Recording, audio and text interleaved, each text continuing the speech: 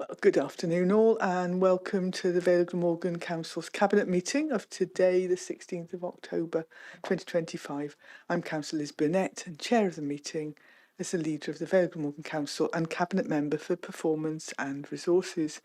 As usual, we're using the Council's hybrid platform, and the meeting is being live streamed and recorded and will be uploaded to the Vale Glamorgan Council's website as soon as practicable after the meeting. Participants, whether in the chamber or joining online, should ensure their microphone is not activated when not speaking to avoid any background noise or feedback. And those online and wishing to speak should raise their digital hand. Obviously, those in the chamber can just raise their hand in front of me. The chat function, as ever, is being used solely to highlight any technical issues or attract the attention of the Democratic Services officers. So agenda item 1 on today's agenda is apologies for absence. I only have one apology for absence from Councillor Brooks, and everybody else is either in the chamber or online, so that's good. Agenda item 2 is minutes of the meeting held on the 2nd of October 2025. Can I move those as a true reflection? I'm happy to second, Chair. Thank you. And there's no dissent, so I can take it that those are approved. Agenda item 3 is to receive declarations of interest, and if so, the nature of them. I am not aware of having received any declarations, and I'm just checking. No declarations received for this meeting. Thank you, Chair. Super. So that's straightforward. Moving on, therefore, to agenda item 4. This is one of 4 references that we have today. First one is the reporting arrangements for joint committee meetings, and this relates to meetings where the council is one of a number of parties, and we don't necessarily manage the minutes of that meeting, although we have participated in it. And the Governance and Audit Committee had previously asked that there was a way of making those committee meetings available more easily, and they outlined that back in November. It was discussed again at the committee meeting on the 15th of September. So back in July, it was discussed in terms of having an update report to indicate where the minutes of joint committee meetings will be reported, and so it's been proposed that they form part of a quarterly report to Cabinet, which would cover such items as the Central South Consortium, that's the Joint Education Service, the South East Wales Corporate Joint Committee, Shared Regulatory Services Joint Committee, the National Joint Committee for the National Adoption Service in Foster Wales, Project Gwyrth Joint Committee, Coedchurch Crematorium Joint Committee, and Glamorgan Archives Joint Committee. It would seem an eminently sensible way of helping people to navigate through the process of finding the information that they want. And so the recommendations that the committee brought forward was that they proposed a new process in which quarterly report be presented to Cabinet. Well, I'm quite happy to agree to that, and that they referred the report and the proposed new process as outlined is referred to Cabinet for consideration. So having considered that, I think that we are all in agreement on that as a way forward. Obviously, as with anything, we would review at some point in the future to see whether or not it's meeting the objectives of doing that. So I'm happy to move that as agreed. Happy to second, Chair. Thank you. Again, we're all in agreement on that. Agenda item 5 is a reference again from Governance and Audit Committee on the 15th of September relating to corporate risk Q1 update. There was a fair amount of conversation. Unfortunately, hang on, I'm just going to cough slightly, so cover my mouth. Sorry, just remnants of a virus. There was a few areas of discussion on that, and I think because it's a while since the discussion on this, there were a few recommendations that came through from the committee under recommendation 3 really is the only one for us, and one was about further clarification and consideration being required on the position of the delivery of major regeneration projects such as Barry Marina and its and the Vale's levelling up programme, etc. Well, since this was discussed, there actually has been a report to Cabinet at the last Cabinet meeting. We discussed that, so that's been covered. There's discussion about the issues regarding the Cardiff Region City deal and the Aberthaw Power Station. So Cardiff Capital Region Energy CCRE. Well, as we're aware, there's an investigation ongoing, and the outcomes of that will be published in the fullness of time. So that's okay. That bullet point 3 about a national report on temporary accommodation, etc.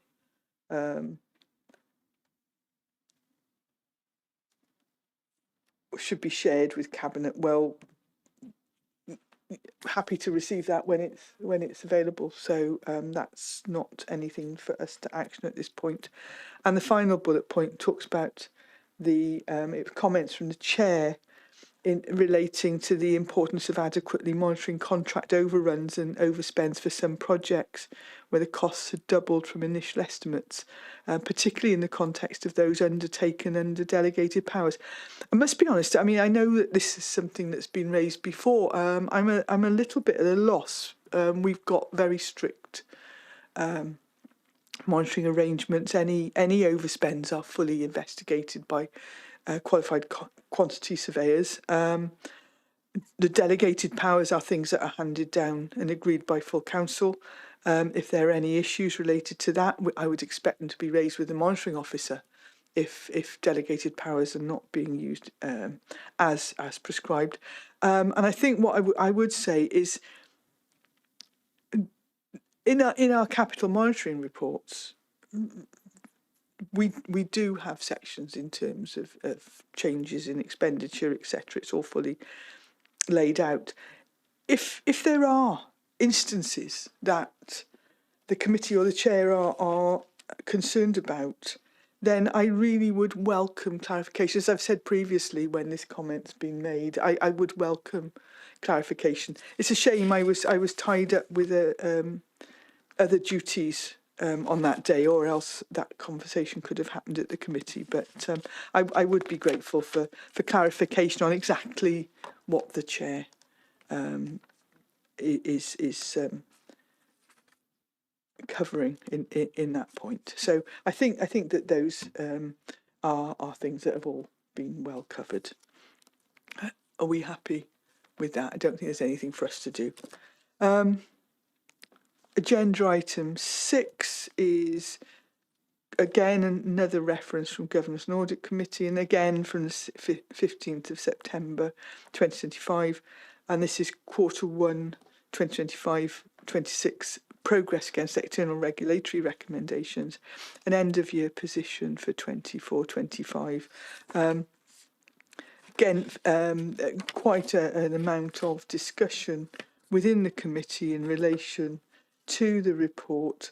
The only recommendation that has been passed to us, the first recommendation is not for us. The second one is that Cabinet should consider the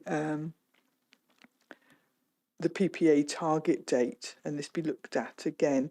Well, within the body of the reference, actually, it lays out that the director clarified that the council's performance at course 2 would be presented to the next joint scrutiny committee, and that would include an update on PPA recommendations. So I will draw the director's attention to the resolution just in case it's been missed, but I'm sure it will be dealt with at the next joint scrutiny committee, and wouldn't be for us. And also the committee referred to Cabinet its endorsement of the removal of the completed actions from the Strategic Board Insight Tracker. So that's thank you for that, and happy to note the resolution, the third resolution that they passed. So on that note, are we happy to just raise resolution 2 with the director and note resolution 3? Yes, Chair. Right. So that's second. I didn't move properly, so Sandra didn't second properly, so that's all right. So that's super. Moving on then to our final recommendation, reference of the day. It's agenda item 7, and this is the Library's Annual Report 2024-25. I was at that scrutiny committee. It was really interesting report. But as a cabinet member who actually was at the committee as well and spoke, if I can ask you to take this this reference, Rhiannon. Thank you. Yes, I viewed the meeting online afterwards because I was otherwise engaged for the evening of the committee. But it was really interesting because there's so much information here, and there were useful contributions made by members. I mean, there are some points I'd like to go look at in more detail and some that were not mentioned, unfortunately.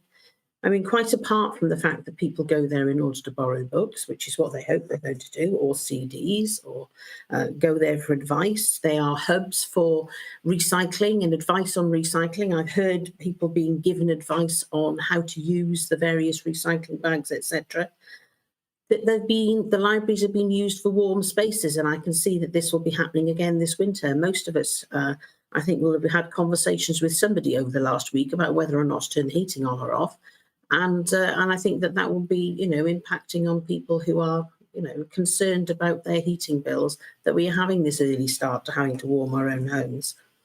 But there are other things that are more enjoyable than that. The tablet loan scheme, for example, which has, been a success, though I would like to see it go on to be more successful. The borrow box scheme, I think the point was made that it's really good for people living in the rural Vale who perhaps can't get to a library building as often as they would like, but you can sign up for it. And in fact, I've just done so in order to be able to, have the book sent to your tablet or your device so that you can look at that and not have to worry about the problem of returning it on time, etc. But there are other things. They run knitting groups. Unfortunately, they're always on Thursday, so I can't go to them. But I will enjoy that, I suppose, one day when I actually retire. They have maker spaces where people can go in and use 3D printers, design things, make things in groups or alone. Obviously, you have to book in advance, but that's a really interesting aspect of libraries that I don't think people had thought about before. These maker spaces, they're in Barry and Penarth at the moment and are very, very popular. They have lots of holiday activities. I think we need to be thinking about publicising those even further. They shouldn't be coming as a surprise to people. We should be sending this stuff out to schools.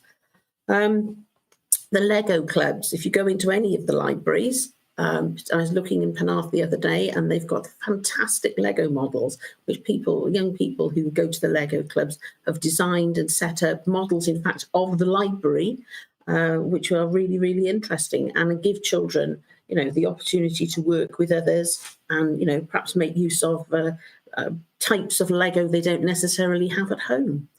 There's also the fact that we are going to be rolling out card payments. It's in its infancy at the moment in order to make payment for services, etc., things like recycling bags and so forth, or even, God forbid, library fines, we'll be able to use card machines in the not too distant future for that. I mean, there are some difficulties with it, but our staff are working to overcome them. So I think that they are becoming much more than just libraries. They are becoming hubs for all sorts of different activities and services, which is something I think is absolutely fantastic, because even libraries or communities that only have a very small library or a volunteer library are able to provide these things. I was in Dinas Powys Library quite recently, where they have a lending library of jigsaws, for example, which I think is great. I don't know who counts the pieces when they all come back in again, but I think that that's a really interesting enterprise as well. And perhaps it's something that we should all be looking at. There are certainly enough second-hand jigsaws around. So I would like to, commend this report and the reference, and, congratulate all the library staff concerned, and encourage everybody to make use of as many different services in our libraries as possible. It's there for us to use, and we're paying for it. So I think that people should be making as good use of it as possible. Thank you. Thank you, Rhiannon. I can see that Mark has his hand up and wants to come in. Okay, I know the cabinet member stole quite a bit of my thunder, but I really don't mind. I mean, especially since, lots of people can pick up green bags, food bags, as well as many other things in my area that will help them to recycle. And clearly, that is a great service that we offer. And I think it's also a big shout out to our community libraries as well, who do also do a sterling effort, and also very much rely upon volunteers to carry on that service, especially in the rural Vale and places like Roos and Dinas Powys and Sully and those places, which I think are really essential to have libraries as well. And I'm delighted with this report. I think it's superb, and I urge everyone to join a library, even if perhaps you think it's a bit of a strange experience to visit one. And by all means, please do so. By all means, try something out perhaps you may not think about doing. So please do that. There's also many of our libraries, interesting histories of our local area as well. And I know that, for example, in Penarth Library, you can research back copies of the Penarth Times, for example, and other periodicals. Thank you, Mark.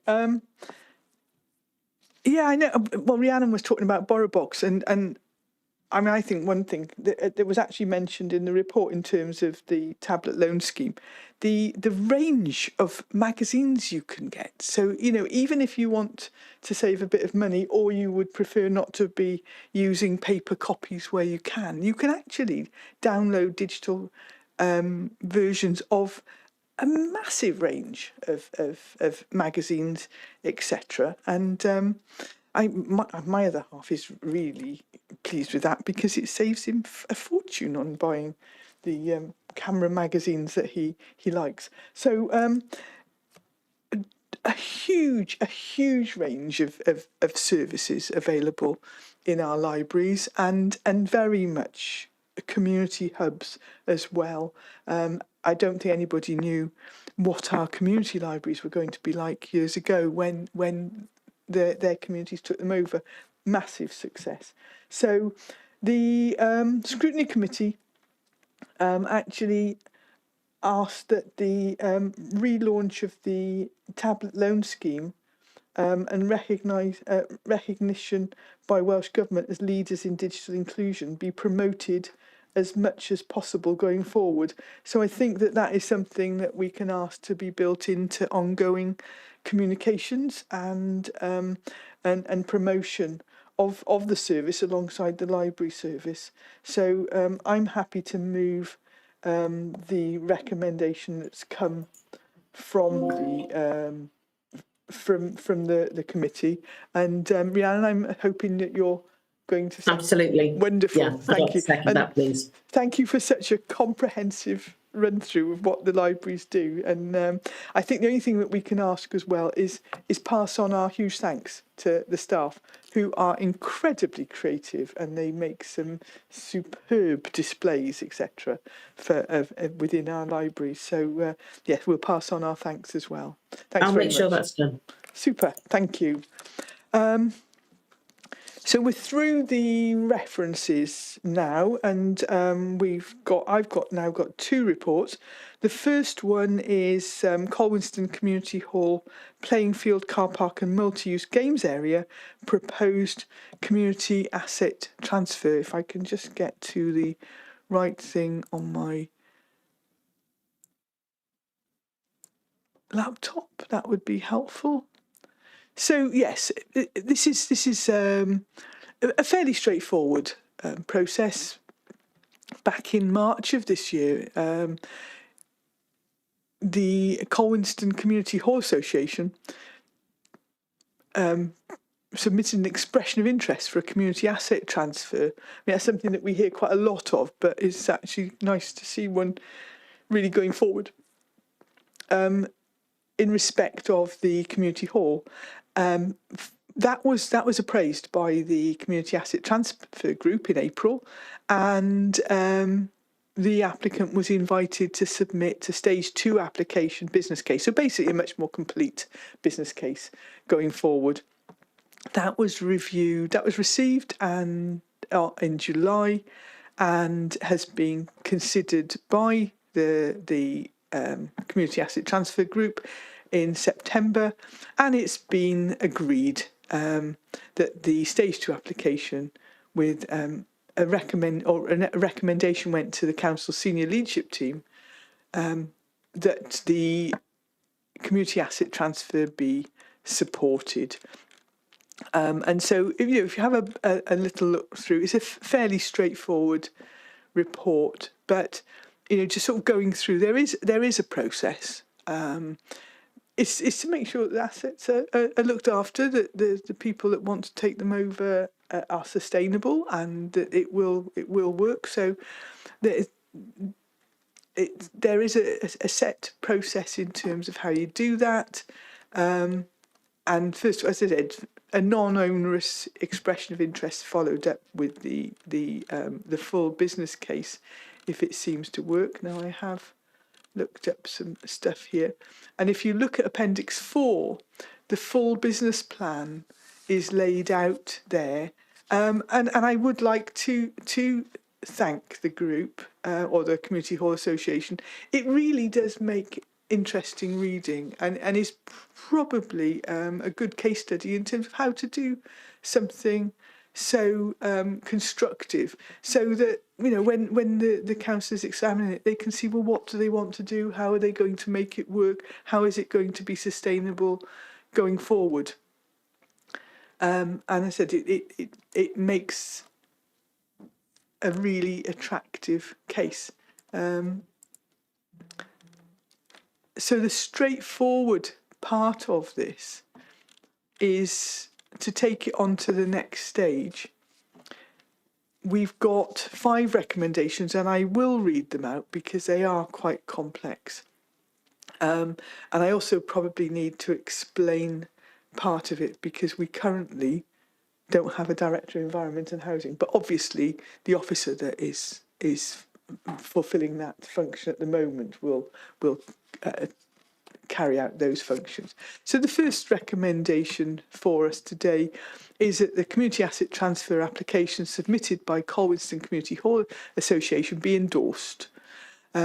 Secondly, that the Director of Environment and Housing, in consultation with the Head of Finance, I just need to make this slightly bigger so I can read it, Head of Finance / Section 151 officer, be authorised to agree terms and conditions for the grant of a new lease of the site to Colwinston Community Hall Association for a term of 99 years. Such new lease to be granted contemporaneously with and conditional upon the surrender of the existing lease, in consultation with the Executive Leader and Cabinet Member for Performance and Resources, Director of Environment and Housing, and the monitoring officer stroke head of legal and democratic services. And that's basically because the basis upon which a new 99-year lease is founded is slightly different to the lease that's been in existence. Third, that the monitoring officer stroke head of legal and democratic services be authorised to advertise the proposed disposal of open space by publishing a notice in a local paper for 2 consecutive weeks, inviting representations regarding the proposed disposal, and that any objections received be duly considered and determined by the monitoring officer, stroke head of legal and democratic services, prior to completion of the transaction. And that's because in any situation where public open space is changing ownership, then that would need to be consulted upon, just in case anybody wishes to object. So that's a part of the process that we have to go through. 4, that subject to recommendations 1, 2 and 3 above, the Director of Environment and Housing, in consultation with the monitoring officer stroke head of legal and democratic services, be authorised to prepare and execute all the necessary documentation for the community asset transfer. And finally, that Cabinet endorse work to the roof of the property as part of the transfer, and the application to the Shared Prosperity Fund for a grant to support this.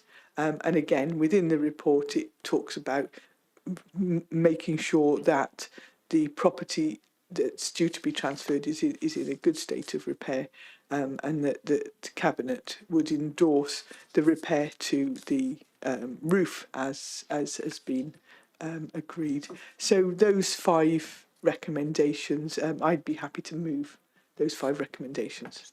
And Councillor John, you want to come in? I just like to give my full support to this application, Leader. Colwinston Community Hall is the hub of the community out there. They're a very vibrant group of people that actually run so many events in the community hall. And I think this is the best way forward, and I fully support, and I would second. Thank you.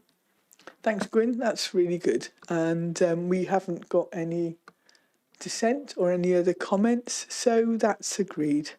Thank you. And then we'll go on to agenda item 9, and this is a reshaping programme update. And I think it's fair to say we don't tend to have updates per se, but in something like this, because it's a fairly new way forward, that in updating it gives us an opportunity to endorse that as well, and hopefully help people to understand the direction that the council is going in. Excuse me.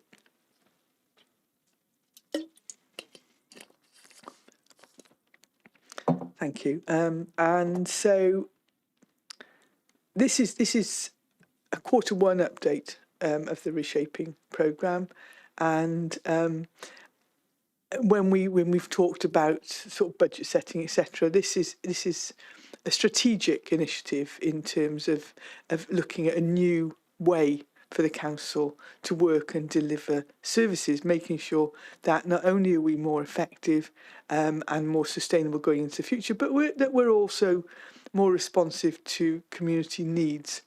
It goes in line with the council's medium-term financial plan, which goes over the next 5 years. And if you have a look at paragraph 1.4, that actually sort of lays out the Reshaping programme prospectus, which Cabinet endorsed in October 24, and that's talking about a new, some of our jargon, the sort of target operating management model, strategic asset management. So that's how we manage our buildings. Are we more effective in terms of our use of buildings, so we can reduce the number of buildings that we actually operate or lease? Things like service transformation. How do we do things differently? The types of stuff that's happening in our various directorates. So what are the initiatives in social services, corporate resources, that sort of stuff. And those are laid out over the next few pages. There's a structured quarterly report that's been developed, which helps to pull together that information going over time. And if you're looking for some detail on it, if you look at section 2, particularly paragraph 2.3 onwards, are talking about the notable deliverables. And there are things like, we've just talked about community asset transfers, and sometimes, as in the case of the community libraries, it is much more effective for local people to have control of services close to them. Things like learning and skills. If you look at what paragraph 2.8, there's actually been quite a bit of work done on supporting schools in terms of contracts. So a review of printing contracts, looking at collective tenders, that sort of thing, working with schools on their external waste contracts, that sort of thing, to actually not only save the council money, but actually helps schools to become more cost effective. The review of parks and cleansing that's taken part in environment and housing, and much more discussion recently. If you look at the side on economic resilience, the placemaking plans are starting to gain pace now, as 3 towns' plans have been signed off by the Cabinet and Town Councils in partnership, providing a strategic framework as we go forward. But hopefully the Barry plan will also be signed off soon, and we'll see some things starting to go. It's a lot of information in there. I can see that Councillor Williams has got his hand up. So I don't know, Eddie, if you want to come in before I move to the recommendations. Yeah, thank you, Leader. I just, there's a couple of things in the report, and I think what this report highlights is the amount of change that's going on within the council. Often people think that business is going as normal and, we're stagnant. Clearly from the report, that's not the case. I know from the social services perspective, there has been quite a considerable change with the accommodation, and that has its impact on saving the authority money. And we've got some exciting other projects on regarding accommodation, which are going to come online soon, which will really move things forward. And also, from a local point of view, there's an asset transfer with the car park and toilets within Planter Major. And, let's say 6 months ago, the toilets were closed. And the impact of that from the local community was quite strong. And there's recognition that we as a council have, we've refurbished the toilets in particular, and it's been transferred to the town council. And you just can't. It's one of those things that behind the scenes, people won't see who's actually dealing with that and the impact of it, but it's there. And without that sort of thing happening, then we'd have less being able to be provided. So another good news story that council staff and the way we do business is providing a good outcome. Thank you. I was just about to speak, and now I'm going to cough. Sorry.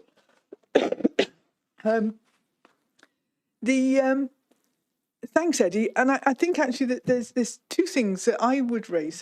Things that have really impressed me recently. People know that at the last full council, I talked about the amazing Care Inspectorate Wales report that we'd had for the Vale Community Resources service. A service that not only helps people get out of hospital faster, it's one that keeps people out of hospitals, provides acute support with a multidisciplinary team, really skilled team. I mean, I have to admit, I know only too well. They were hugely supportive when I was caring for my mum. And I saw that at first hand. But I think one of the other things that the team, the social care team, are so innovative. They've been doing a lot of work on how do we train families, carers, etc., in manual handling skills. How do we provide the right equipment for them, so that actually, if you are somebody that needs care, you should be able to be supported by a single person.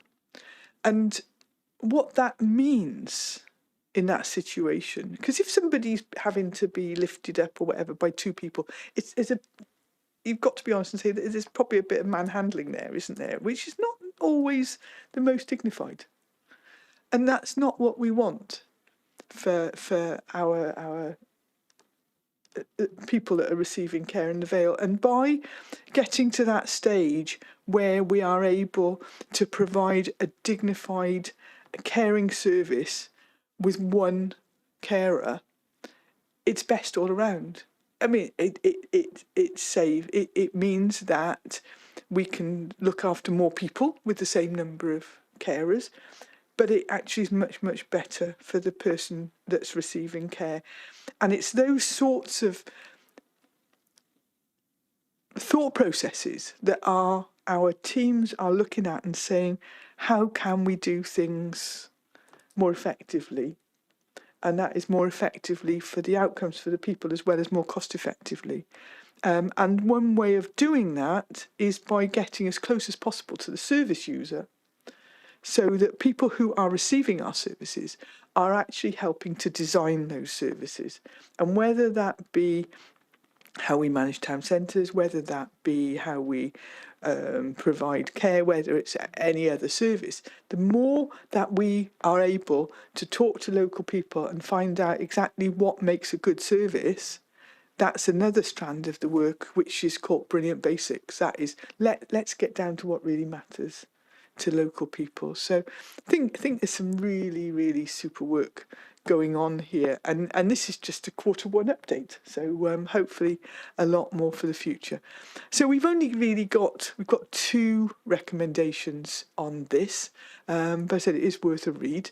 First one is that Cabinet endorsed the contents of this report and Appendix 1, which provides visibility and oversight of a range of initiatives within the Council's Reshaping programme, and notes the achievements and challenges identified within the report.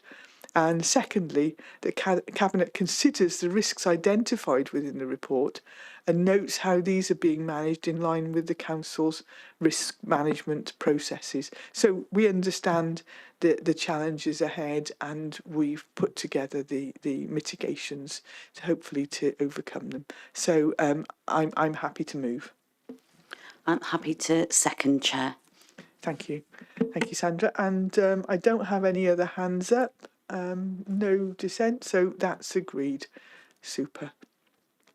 So the final 2 reports today are both for the Cabinet Member for Community Engagement, Equalities and Regulatory Services. So agenda item 10, that's over to you, Ruba.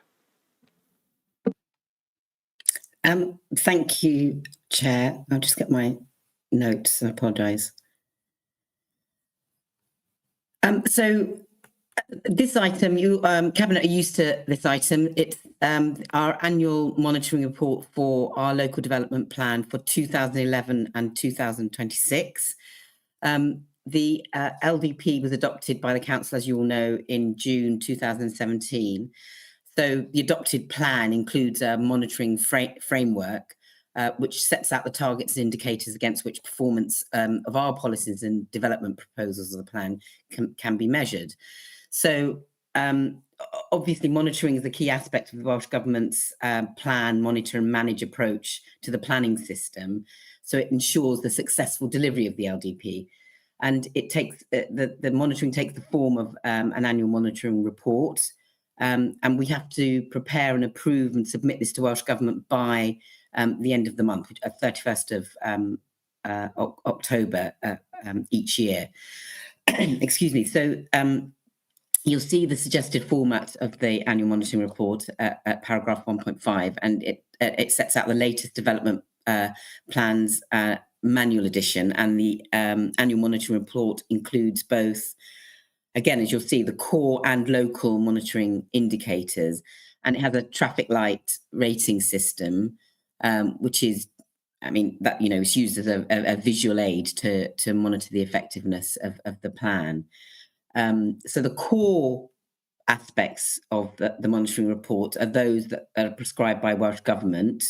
And so these are considered essential for assessing the implementation of national policy. And obviously the local targets relate to the Vale of Glamorgan context and refer to specific requirements of individual policies and proposals that are contained in the LDP. So as I mentioned, this is the 7th annual monitoring report prepared by the council, and it's the period it covers is from the 1st of April 2024 to the 31st of March this year. And I have to say, Chair, that overall, the report, the monitoring report, illustrates that we've made good progress in implementing many of the plan's policies, and the LDP strategy remains sound, I think. And, you know, there are issues. We have identified issues in these, and they're, you know, they can be attributed to, you know, the recent economic climate and things which are outside of the control of the LDP. The main elements are set out in paragraphs 2.4 to 2.33. And some of the main features are, you know, our overhaul housing delivery, affordable housing, climate change, and retail. And, you know, where we haven't met those targets, or we've been slow in reaching those targets, we will address those issues in our forthcoming replacement local development plan, as we've discussed here previously, Chair. So this annual monitoring report does acknowledge that the council has commenced work, obviously, on our replacement local development plan, and I just remind members that, you know, those targets will, you know, those targets where they haven't been met will be addressed in the replacement local development plan. So if I move to the recommendations, there are 2 recommendations. The first of which is that Cabinet consider and endorse this 7th local development plan annual monitoring report for submission to the Welsh Government by the 31st of October. And it will then subsequently be published on the council's website. And the second recommendation is that delegated authority be granted to the head of sustainable development in consultation with the cabinet member for community engagement, equalities and regulatory services to make any typographical or other minor changes as necessary before publication. So I would move those recommendations. Thanks, Ruba. That's super, and I'm happy to second those. And hopefully we can get it off to Welsh Government by the end of the month. That was super. I can't see any hands up or any dissent, so that's agreed. So it's back to you for agenda item 11. Yes, so this is our revised Section 106 protocol for implementation. And the protocol is being revised now, again, as Cabinet will know, because we've signed up to the placemaking charter. And so far, we've approved 3 out of 4 of our placemaking plans. And the new approach is more joined up, because it takes into consideration, you know, the placemaking plans also. So our Section 106 officer has been working closely with the placemaking colleagues in terms of utilising Section 106 contributions where appropriate to help deliver some of the placemaking projects. You know, for example, Bearfield in Cowbridge, Section 106 funds were being used to upgrade the skate park. And you know, these will be referred in the placemaking plan.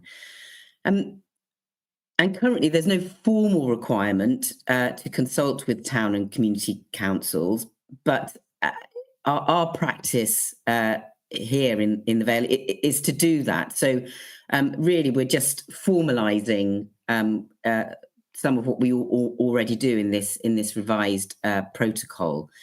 And the only other element that you'll see is that there will be a panel to consider schemes over £40,000.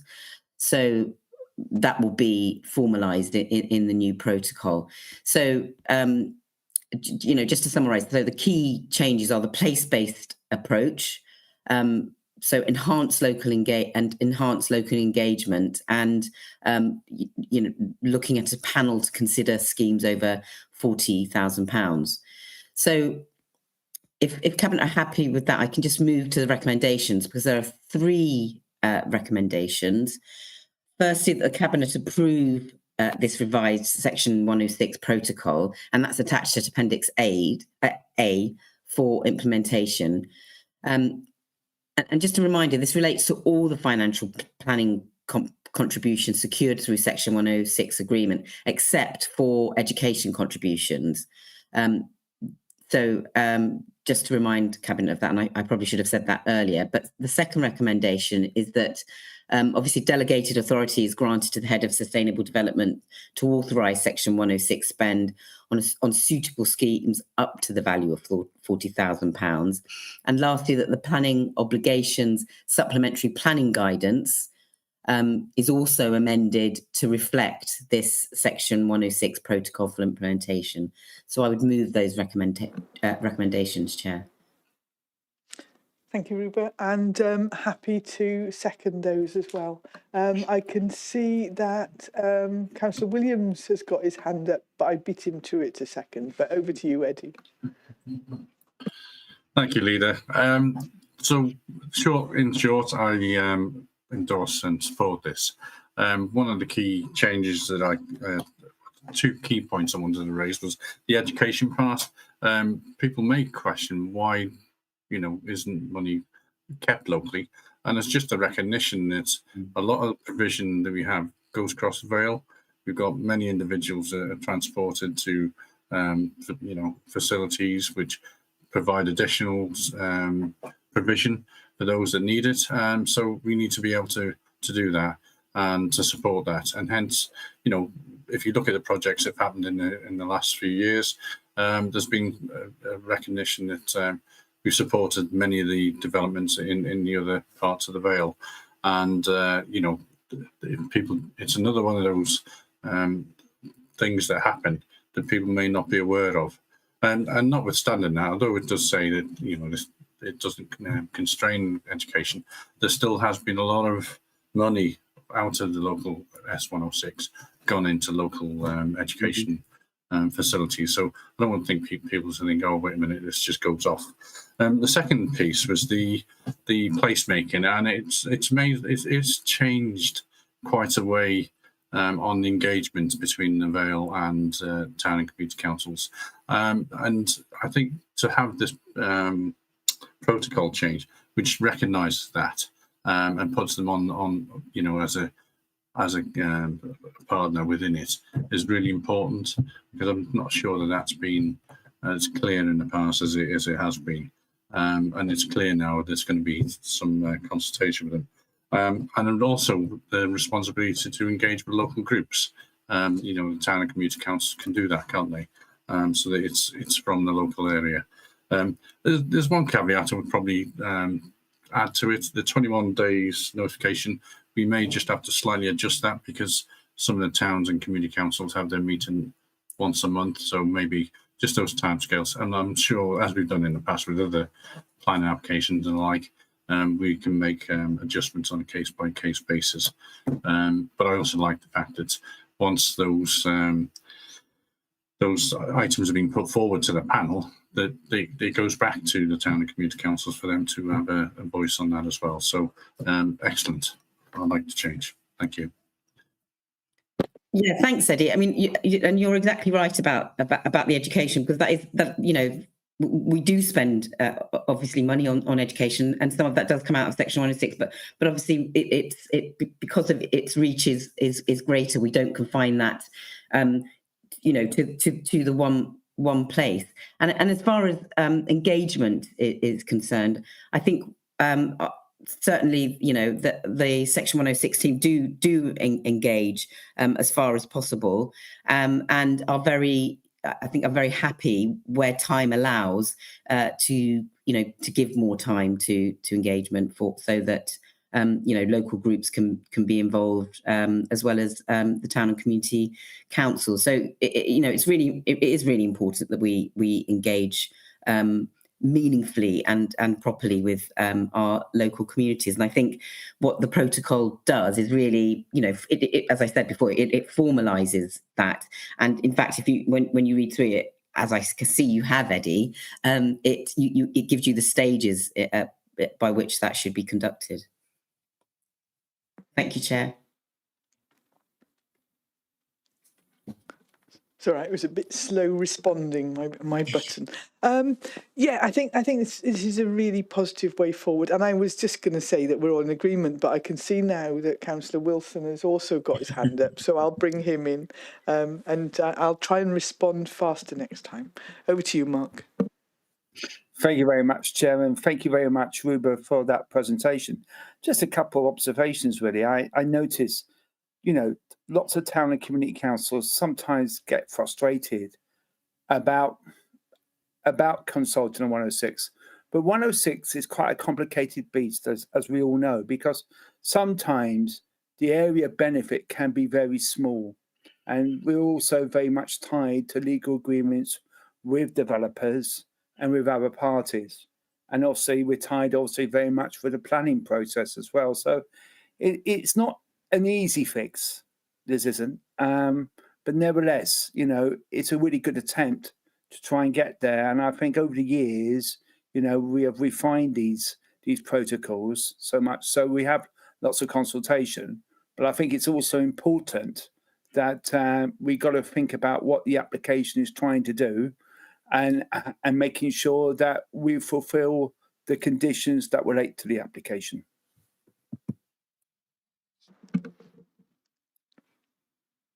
Super. Thanks, Mark. It's every time, isn't it? So I don't have any other hands up, and it's been moved and seconded with no dissent. Sorry. And so I think we can take that as approved. Thanks very much. Thank you.